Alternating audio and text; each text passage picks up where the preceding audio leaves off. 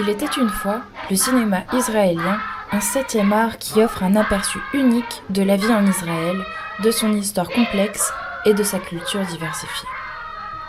Focus sur l'apport des juifs ashkénazes d'après Shtetl à nos jours. Dans les années 50 et 60, le cinéma israélien est principalement axé sur la représentation de la vie quotidienne en Israël, avec des films qui traitent des affres de la construction du pays, de l'identité nationale, ainsi que des préoccupations et défis de cette jeune nation israélienne. Les Ashkénazes, ayant principalement émigré après la Shoah, ont rapporté d'Europe une culture et une perception cinématographique qui a fortement participé à l'échafaudage du cinéma israélien, et cette influence est encore tangible à ce jour. Au fil des années, les cinéastes ashkénazes ont introduit des techniques cinématographiques modernes et des thèmes plus universels, s'octroyant ainsi une plus grande reconnaissance internationale. On citera Ephraim Kishon ou Menachem Golan, à qui l'on doit le fameux Mission Entebbe.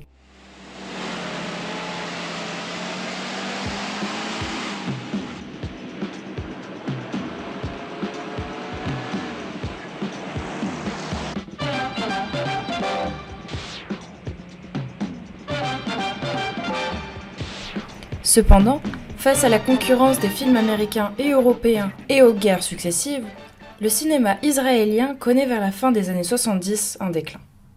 Ce n'est que dans les années 1990, avec l'émergence de réalisateurs tels que Amos Gitaï, Ethan Fox et Dover Kosashvili, que le cinéma israélien va connaître un renouveau.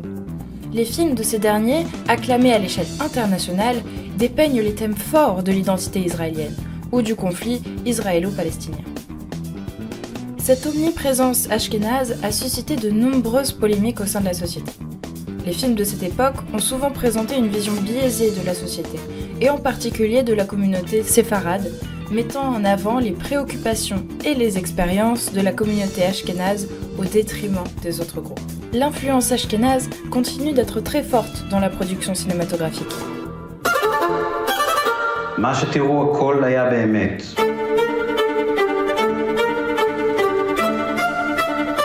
Avec des réalisateurs tels que Nadav Lapid רק שימו לב לסגנון.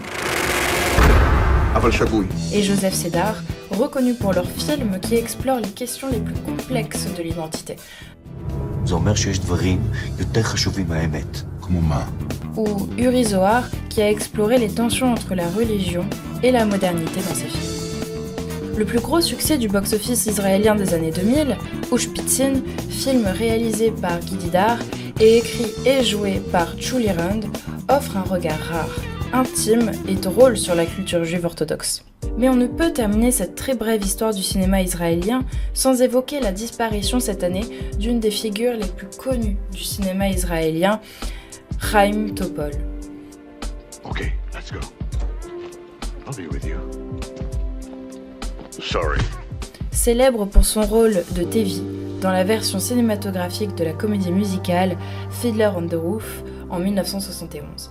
Un violon sur le toit qui fut un succès planétaire. I realize, of course, it's no shame to be poor. But it's no great honor either.